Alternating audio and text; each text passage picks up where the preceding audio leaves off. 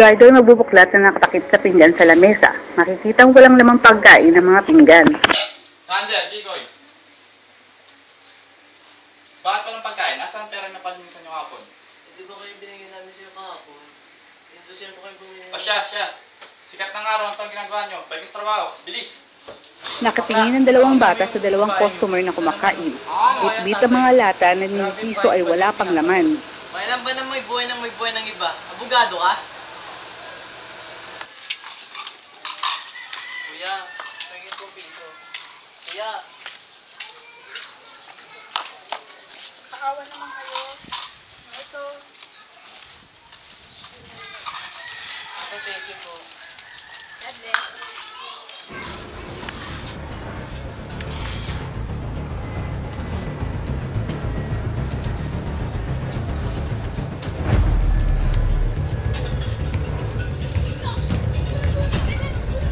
Mama, para po.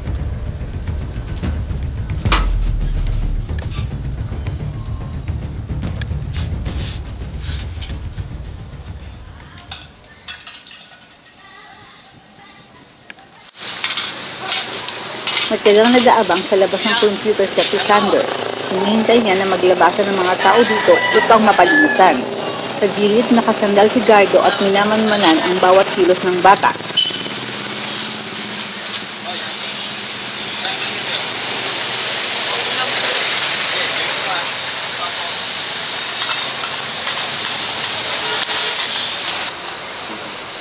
Makikita ang mga paa ng mga iba't ibang taong dumaraan, habang si Sander ang nakaupo dito at nakalagay sa sahig ang lata.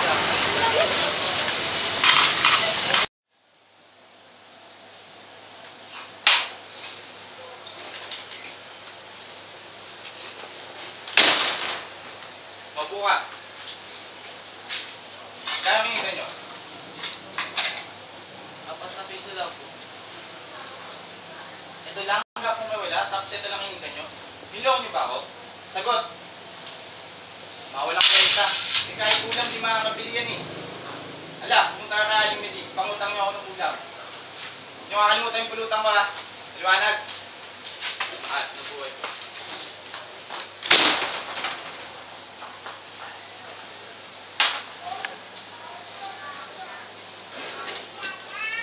Mariko? Bakit ngayon ka lang? Gusto na ni baby. Pagkain ulit to? Yehey! Kita mo na baby ko. Alam mo, sumako ko na. Kasi iniwan ko lang siya pagkatapos ko ipanganak.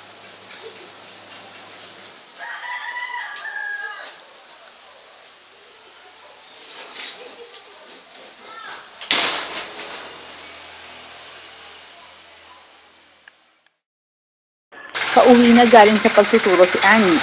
Lumaan sa tindahan at bumili ng isang supot na biskwit. Tumawid ng kalsada at diretsong tinungo ang pinaroroonan ng dalawang bata.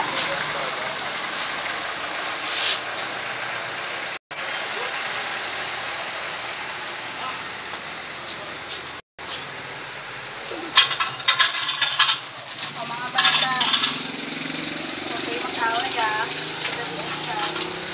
Maganda, salamat po. Bukas ulit ha. Ano man? Magkatabing nakaupo si Gardo at si Annie. Balak na sanang nakawin ang cellphone ni Annie, pero napatigil siya. Okay namin. Minasdan niyang mabuti ang mukha nito at siya'y nabighani. Nakaupo sa may bintana si Gardo, malalim na nag-iisip. Iniisip pa din niya ang babaeng nakita niya sa jeep. Sige, ilagay mo na lang dyan. Tapos kumain na rin kayo ha. Linisin niyo pagkatapos, ayaw na makalat.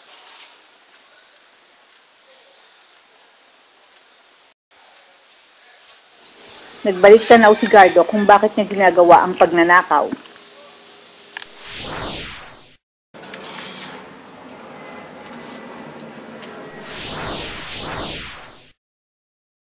Mutulo ang kanyang luha sa kanyang mga mata.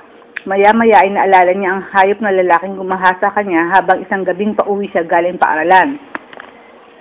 Nagtatakbo ng walang katapusan si Luz na wala na sa katinuan. Naiwang umiiyak ang batang pinanganak ni Luz.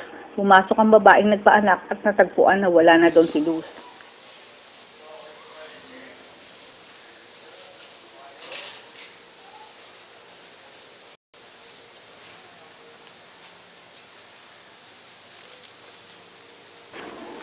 Nagising mula sa isang panaginip si Gardo na patulala at pawisan habang humihingal.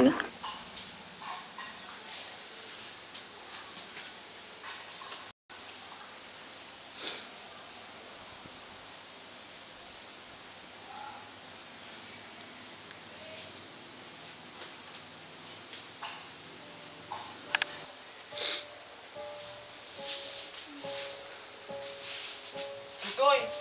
Kikoy! Kuya Gardo! Si Kikoy na pinalagnat! Kikoy! Uy, Kikoy! Alexander, kumuha ka ng pipo. Tapos ibabalik sa tubig. Lagyan mo sa nawa niya, tapos punasan mo na rin katawan niya. Pumunta mo na rin siya, bilis.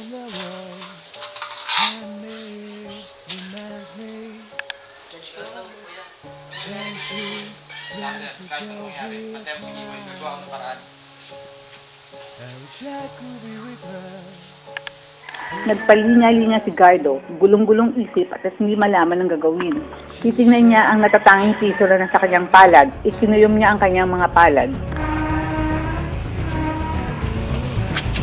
Huwag na nakaw! Lumat ko! Tulungan niyo ako! Sa kanyang pagliko sa eskinita, nahuli siya ng mga pulis at wala na siyang malulusutan. Tila tumigil ang panahon ng oras na iyon. Humahangos sa tumatakbo si Sander upang maghanap ng tulong na madala sa ospital ang kanyang kapatid. Nakita niya ang isang ali at kanyang nilapitan. Ate! Nakakapit siya sa rehas, nakatulala habang nakikitang papalapit sa kanya ang kanyang inang si Luz na naging dahilan ng kanyang pagkabigla. Sa kanyang kamay, unti-unti niyang nabibitawan ang natatanging barya na kanyang hawak.